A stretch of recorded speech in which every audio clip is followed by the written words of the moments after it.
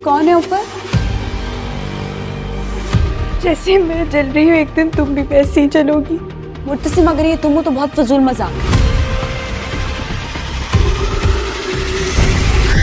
नाज़रीन, तेरे बिन की अगली एपिसोड में आप देखने वाले हैं कि हया जितनी भी कोशिशें कर रही है कि वो मीरब और मुर्तसिम के दरमियान दूरियां लेके आए, उन सारी कोशिशों की वजह से मीरब और मुर्तसिम एक दूसरे के और करीब होते जा रहे हैं। हया मीरब और मुर्तसिम के रोमांटिक डिनर के दरमियान सारी लाइट्स ऑफ कर देगी कि ताकि उनका सारा मज़ा किरकिरा किया जा सके, लेकिन उनका रोमांटिक डिनर अब कैंडल लाइट डिनर बन जाएगा और मुर्तसिम मौके पे चौका लगाते हुए मीरब से अपनी मोहब्बत का इजहार भी कर देगा। वैसे तो मुर्तसिम को इजहार करने की ज़रूरत नहीं है, क्योंकि उसके हर एक्शन से ही ज़ाहिर हो रहा है कि वो मीरब पे कितनी जान छिड़कता है और मीरब से वो कितनी मोहब्बत करता है। लेकिन मुर्तसिम के यूँ मोहब्बत के इजहार करने के बावजूद भी मीरब उसकी मोहब्बत का जवाब मोहब्बत से नहीं देगी। इसका ये मतलब नहीं है कि मीरब मुर्तसिम की मोहब्बत को ठुकरा देगी, बल्कि मीरब को अभी थोड़ा और वक्त चाहिए। और दूसरी तरफ हया अपनी मोहब्बत मुर्तसिम को इस तरह से मीरब के इश्क में डूबते हुए देखकर हसरत में इस हद तक मुब्तला हो जाएगी कि वो मीरब पर काला जादू करना शुरू कर देगी।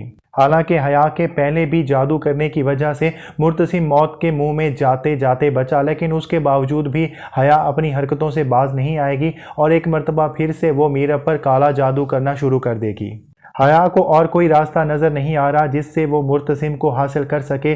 सलमा बेगम भी अब उसकी बातों में नहीं आ रही, तो मुर्तसिम के सामने भी उसके झूठ का पुल खुल चुका है। तो इन सारी बातों का गुस्सा वो मीरब पर जादू करके निकालेगी और इस जादू के असर की वजह से मीरब को घर में साए और मुख्तलिफ चीज़ें नज़र आना शुरू हो जाएंगी।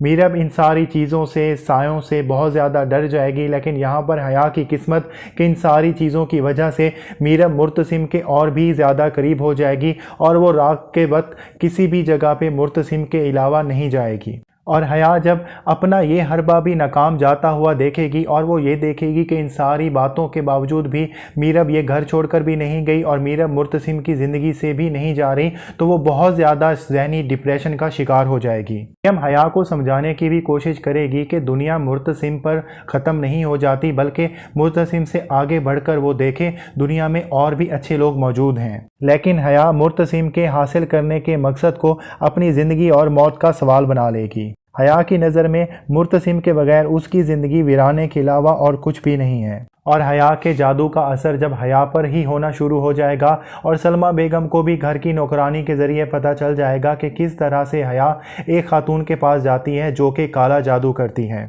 सलमा बेगम हया को आड़े हाथों लेंगी, क्योंकि वो हया की बहुत सी गलतियां माफ़ कर चुकी हैं, लेकिन ये गलती वो माफ़ नहीं कर सकती, क्योंकि सलमा बेगम जानती हैं कि किस तरह से हया मुर्तसिम को पसंद करती है और हया अगर इस तरह की गलत एक्टिविटीज़ में इन्वॉल्व है तो आखिरकार उसका असर कहीं ना कहीं मुर्तसिम की ज़िंदगी पर भी पड़ेगा। और सलमा बेगम को हया की ज़िंदगी तो अजीज़ है ही, लेकिन हया से बढ़कर उसे अपने बेटे की ज़िंदगी अजीज़ है। इसलिए सलमा बेगम ये फैसला करेंगी कि हया को उसके घर वापस भेज दिया जाए, लेकिन हया सलमा बेगम का ये फ़ैसला मानने से इनकार कर देंगी। तो नाजरीन, ये थी आज की वीडियो। अगर आपको हमारी वीडियो अच्छी लगी हो तो हमारी वीडियो को ज़रूर लाइक कीजिएगा और हमारे चैनल को ज़रूर सब्सक्राइब कीजिएगा।